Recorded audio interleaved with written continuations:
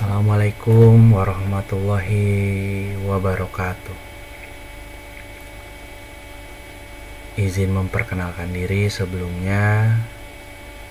Nama saya Muhammad Ihsan Alvin Pratama dengan NIM akhir 052 dari kelas B kelompok 3.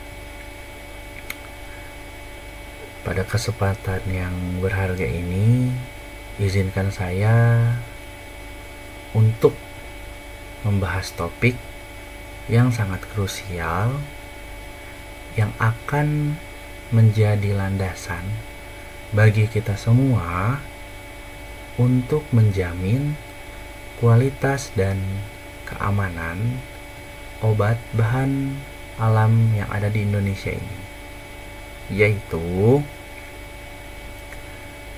standarisasi mutu bahan baku dan sediaan obat bahan alam sesuai Farmakope Herbal Indonesia, atau biasanya kita sebut itu dengan sebutan FHI. Dalam era ini di mana minat terhadap pengobatan herbal semakin meningkat, kita sebagai mahasiswa farmasi harus bisa memastikan bahwa produk yang kita konsumsi ini benar-benar aman, berkhasiat, dan bermutu. Atau biasanya ada dalam sebutan bahasa asing itu disingkatnya SIQ. S-nya safety, E-nya efficacy, dan yang terakhir Q, quality.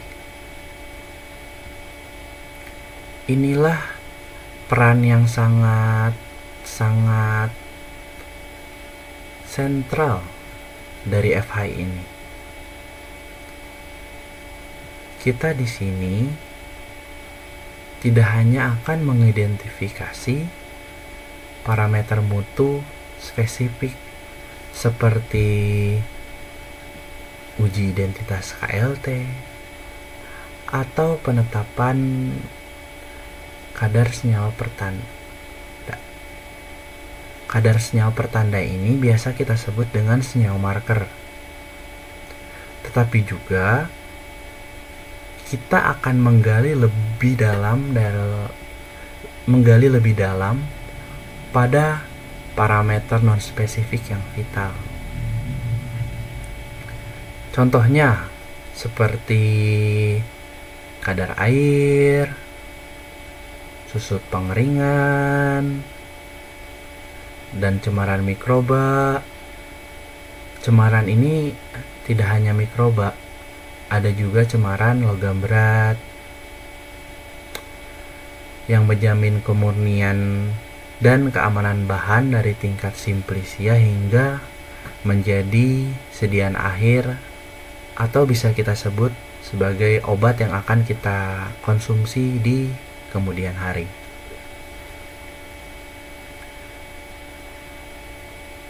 Selanjutnya, di sini saya akan membahas berbagai metode analisis kimia. Di sini saya akan membahas analisis kimia modern yang diandalkan atau yang biasa dipakai dalam praktikum,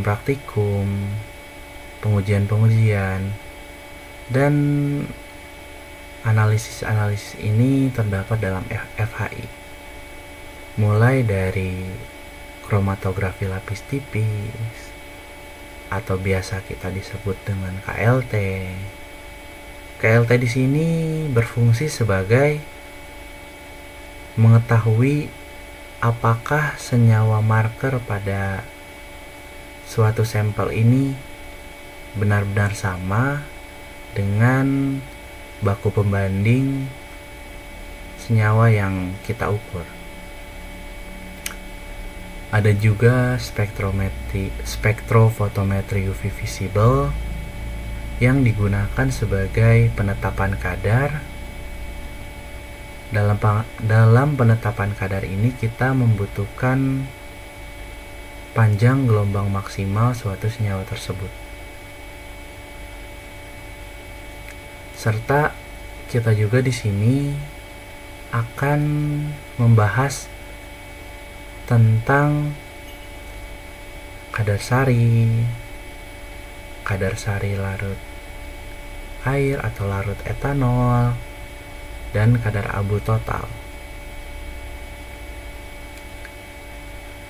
Mari kita mulai perjalanan mendalam ini untuk memahami bagaimana sih standarisasi yang ketat menjadi kunci emas dalam memastikan bahwa produk herbal yang kita buat itu dapat sampai ke tangan masyarakat dengan aman, berkhasiat, karena pada dasarnya obat yang memiliki standarisasi yang bagus tergolong obat dengan mutu yang tinggi. Sekian pembukaan yang saya sampaikan. Saya harap presentasi ini memberikan pemahaman yang cukup tentang pentingnya parameter Farmakope Herbal Indonesia ini, atau biasa kita sebut FHI, dalam tugas sebelum praktikum yang kita akan jalani. Semoga dengan adanya tugas sebelum praktikum ini, kita dapat memahami bagaimana sih peran Farmakope Herbal Indonesia dalam kegiatan kita untuk mengolah bahan obat herbal. Mari di sini saya akan menjelaskan lebih lanjut. Saya akan menampilkan PowerPoint saya.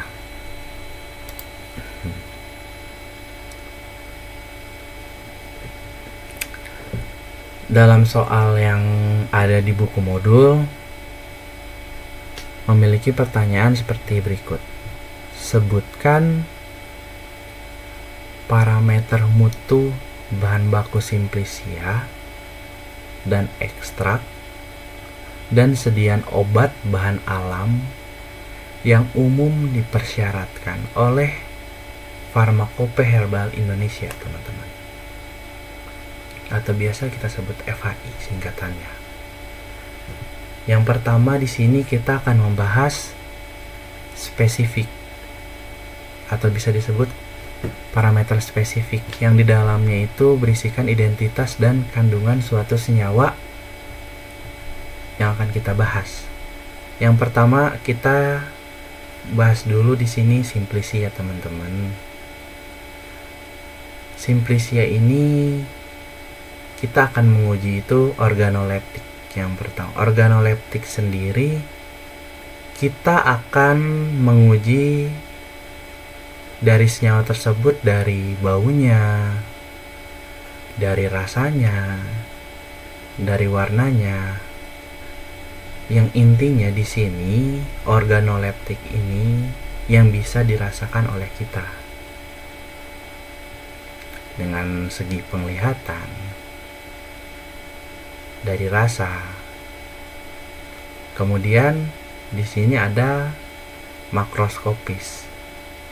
Makroskopis ini bisa kita lihat secara visual.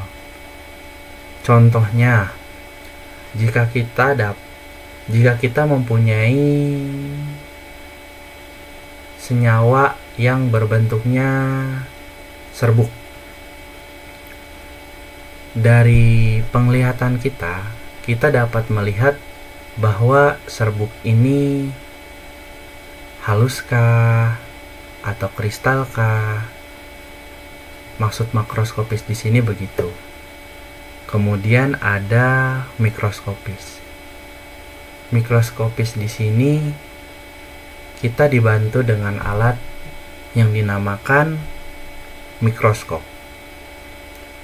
Caranya kita bisa mengambil dengan spatel beberapa gram simplisia.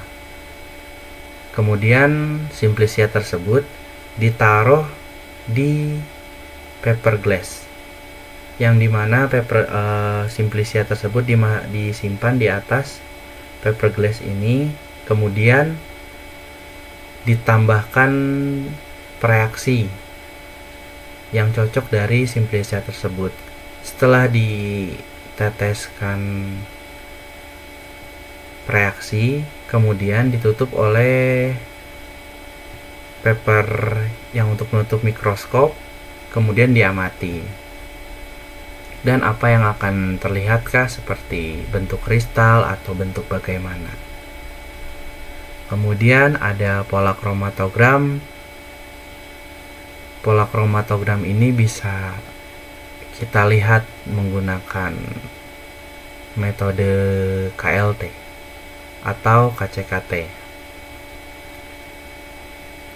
Singkatan KLT yaitu kromatografi lapis tipis. Kemudian singkatan KCKT kromatografi cair kinerja tinggi, atau biasa dalam bahasa Inggris itu HPLC, teman-teman. HPLC ini singkatan dari High Chromatography Liquid Chromatograph. Kemudian untuk menentukan kadar senyawa marker atau kadar zat aktif seperti minyak atsiri atau flavonoid total, dan masih banyak yang lain. Kemudian saya akan melanjutkan ke tabel di sebelahnya, ekstrak bahan baku. Dalam ekstrak bahan baku ini kita ditugaskan melihat pemeriannya dulu. Pemerian di sini hampir sama dengan organoleptik. Di pemerian kita diharuskan melihat bentuk, warna, dan bau. Kemudian adanya kelarutan di sini.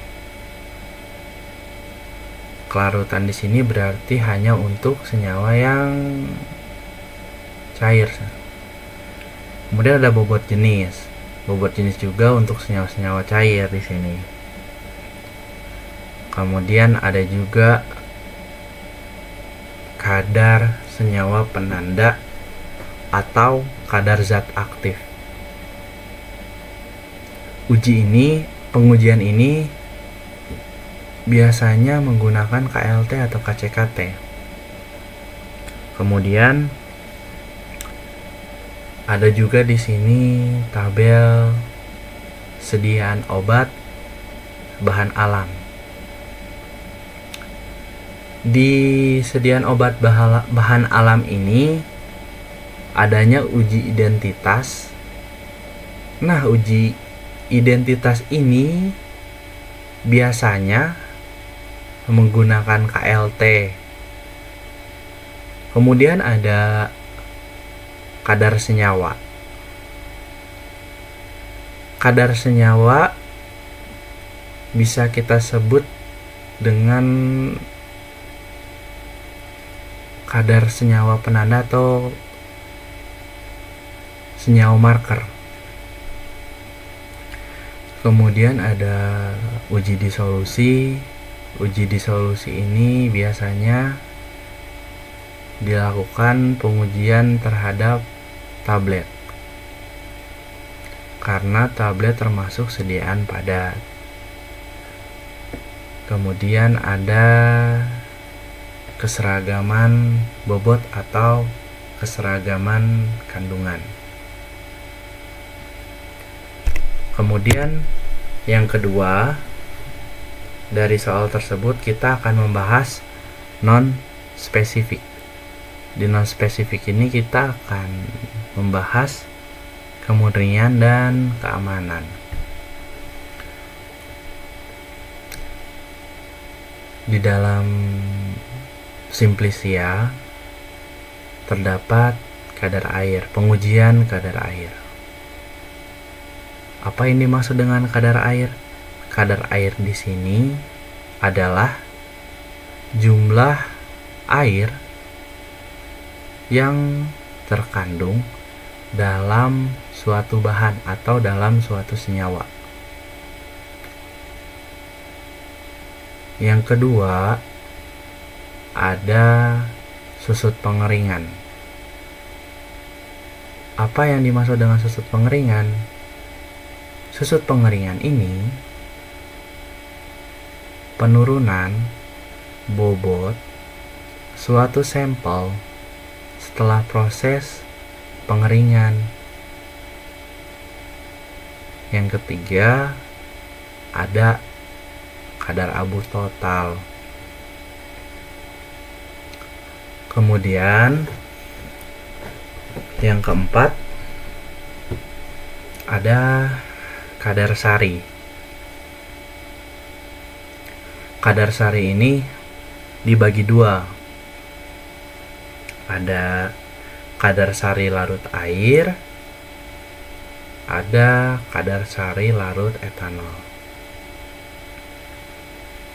Kemudian yang terakhir, ada pengujian cemaran mikroba, cemaran logam berat, dan cemaran pestisida. Kemudian saya akan lanjutkan ke tabel berikutnya. Adalah ekstrak bahan baku. Pada parameter yang akan kita dapatkan dari pengujian ekstrak bahan baku, yang pertama itu adanya kadar air, pengujian kadar air, sama seperti yang ada di pengujian kepada Simplicia. Yang kedua, pengujian susut pengeringan, atau bisa disebut kandungan zat yang tidak larut. Yang terakhir ada cemaran mikroba, cemaran logam berat, dan cemaran pelarut sisa, atau biasa cemaran pelarut sisa ini biasa kita sebut dengan aflatoksin.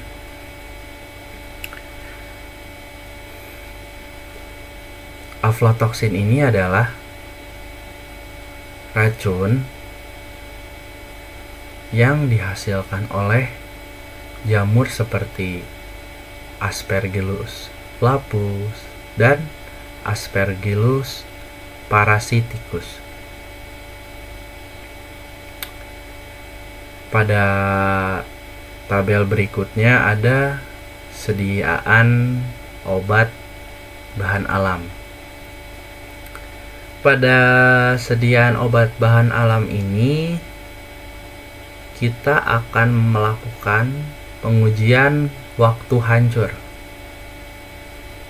Setelah waktu hancur, kita akan dilakukan pengujian disolusi. Setelah pengujian disolusi, kita dilakukan pengujian pH. Tapi untuk pengujian pH ini digunakan untuk sediaan liquid atau biasa kita sebut sediaan cair. Kemudian ada pengujian kadar alkohol, karena biasanya jika ada suatu bahan alam yang terdapat alkohol, dan alkohol ini bisa memabukkan atau membuat efek yang merugikan bagi pengguna, tidak akan bisa kita sebut bahwa obat tersebut aman dikonsumsi, efektif dikonsumsi, dan memiliki kualitas baik. Dan obat itu tidak akan memiliki spesifikasi seperti itu. Makanya pengujian kadar alkohol ini harus dilakukan. Kemudian ada uji stabilitas. Kemudian ada lagi pengujian cemaran logam berat. Dan yang terakhir ada pengujian mikroba. Itulah jawaban nomor 1 dari TSP bahan alam. Dan di sini saya akan melanjutkan ke nomor 2. Semoga pembahasan yang saya paparkan tadi untuk soal nomor 1 dapat dimengerti. Mari kita lanjut ke soal nomor 2. Di sini soalnya berbunyi, sebutkan metode analisis kimia yang umum digunakan di Farmakope Herbal Indonesia. Yang pertama, di sini ada metode kromatografi lapis tipis atau biasa disingkat KLT. KLT di sini memiliki fungsi. Fungsinya untuk melakukan uji identitas pada senyawa bahan alam. Di uji KLT ini kita dapat mengetahui senyawa marker yang ada di senyawa tersebut. Kemudian ada metode penetapan kadar sari. Penetapan kadar sari di sini ada 2. Ada larut air dan ada larut etanol. Fungsinya sendiri, metode gravimetri dengan pelarut tertentu untuk mengukur kandungan senyawa yang ada yang sudah terekstrak. Kemudian yang ketiga, metode spektrofotometri UV visible. Spektrofotometri visible ini berfungsi untuk menetapkan kadar suatu senyawa penanda atau senyawa aktif seperti flavonoid total, tanin total, atau kurkuminoid. Kemudian yang selanjutnya ada gravimetri. Gravimetri atau pengeringan dan pengabuan.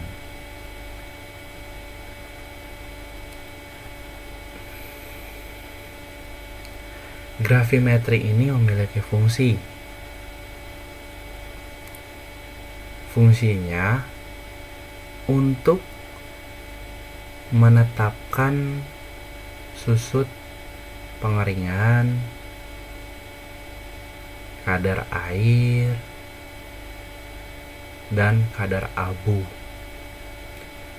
Kadar abu itu ada kadar abu total dan kadar abu tidak larut asam. Kemudian di sini nomor 5 ada metode titrimetri.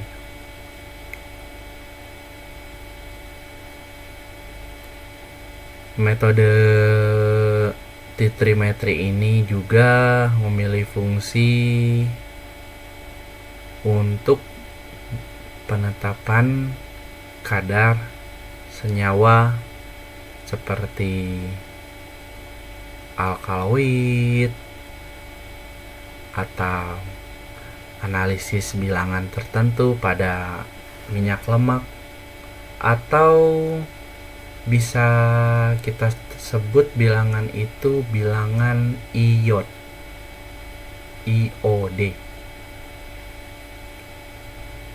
Yang keenam ada metode kromatografi cair kinerja tinggi atau biasa kita sebut KCKT. Kalau dalam bahasa Inggris disebut HPLC. Dan yang ketujuh itu ada destilasi. Destilasi ini digunakan untuk penetapan kandungan minyak atsiri. Berikut penjelasan saya di nomor 2. Mohon maaf jika penjelasannya kurang memuaskan, dan saya di sini akan melanjutkan ke nomor 3 berikut. Mohon maaf salah ini. Nomor pertama ada susut pengeringan.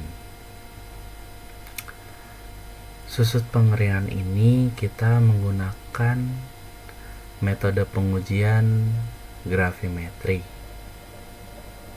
Gravimetri ini biasanya menggunakan alat yang dinamakan moisture analyzer atau bisa disebut oven.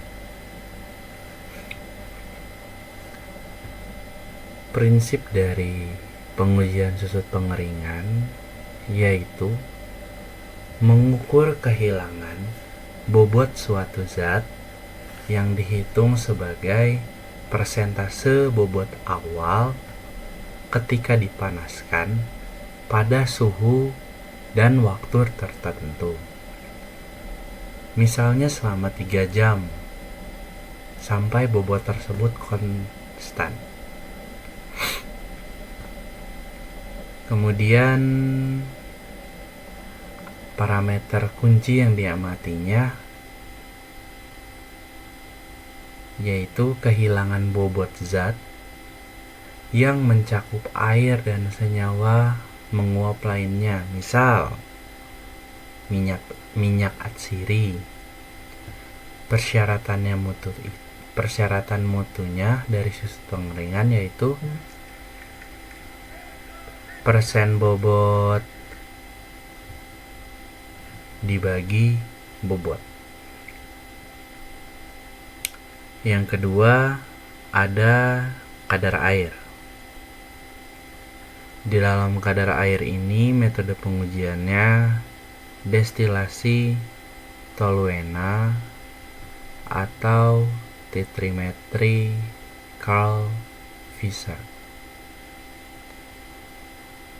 Adapun prinsip pengujiannya untuk destilasi toluena itu air didestilasi bersama pelarut organik yang tidak bercampur dengan air. Kemudian airnya itu ditampung dan volumenya diukur. Kemudian parameter yang dilihatnya volume air yang terukur dalam satuan mili atau persen volume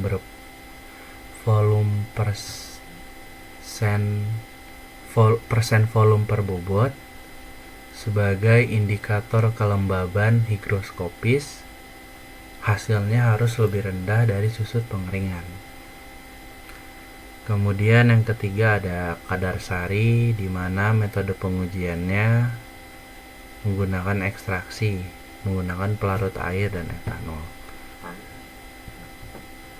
Prinsip pengujiannya mengukur jumlah senyawa yang dapat larut atau terekstrak ke dalam pelarut tertentu, air atau etanol 70%, dengan cara maserasi atau reflux. Kemudian pelarut diuapkan dan sisa-sisa zat yang terekstraksi ditimbang. Parameter yang diamatinya bobot sisa yang terlarut atau persen bobot per bobot dalam air, kadar sari larut air dan etanol. Selanjutnya di nomor 4 kita ada kadar abu total, yang dimana metode pengujian ini kita menggunakan pembakaran furnace atau biasa disebut dengan tanur. Prinsip pengujian ini yaitu simplisia dipanaskan pada suhu tinggi di dalam tanur hingga semua zat organiknya terurai dan atau hilang, menyisakan hanya abu yang terdiri dari mineral yang dibakar itu. Kemudian parameter yang diamatinya persentase bobot abu dari bobot awal simplisia atau biasa disebut persen bobot per bobot, indikasi cemaran mineral anorganik eksternal yaitu pasir, tanah, dan lain-lain, dan mineral alamiah. Yang kelima ada KLT. KLT di sini menggunakan metode pengujian kromatografi adsorpsi. Prinsipnya pemisahan komponen kimia dalam sampel berdasarkan perbedaan afinitas terhadap fasa diam atau biasa disebut plat dan fasa geraknya elusi. Parameter yang diamatinya nilai atau jarak tempuh senyawa atau jarak tempuh pelarut, jumlah bercak, warna bercak di bawah sinar UV 254 nanometer dan 366 nanometer, atau setelah reaksi disemprotkan untuk uji identitas dan kemurnian. Selanjutnya yang keenam ada kadar minyak atsiri. Metode pengujiannya yang dilakukan yaitu destilasi. Prinsip pengujiannya yaitu destilasi uap dari simplisia, di mana minyak atsiri dan air akan menguap. Kemudian didinginkan dan dipisahkan secara gravimetri atau volumetri. Parameter kunci yang diamatinya volume minyak atsiri yang terukur dalam satuan mili dikonversi menjadi persen volume per bobot, indikasi kandungan zat aktif volatil. Yang terakhir ada kadar flavonoid total, yang dimana pengujian ini menggunakan spektrofotometri UV vis. Prinsip pengujiannya senyawa flavonoid direaksikan dengan reaksi spesifik untuk membentuk kompleks berwarna yang stabil, yang kemudian diukur absorbansinya pada panjang gelombang maksimum tertentu, misalnya di panjang gelombang 743 nanometer. Kemudian parameter yang diamatinya absorbansi yang dikonversi menjadi kadar persen bobot per bobot menggunakan kurva baku, misalnya quercetin, untuk penetapan kadar senyawa penanda golongan flavonoid. Kemudian di sini ada referensinya. Referensinya saya diambil dari Pharmacopoeia Herbal Indonesia. Terima kasih. Sekian presentasi dari saya. Mohon maaf bila presentasi yang saya paparkan memiliki kekurangan atau kata-kata yang kurang tepat atau kata-kata yang kurang jelas. Mohon maaf. Sekian presentasi dari saya. Wassalamualaikum warahmatullahi wabarakatuh.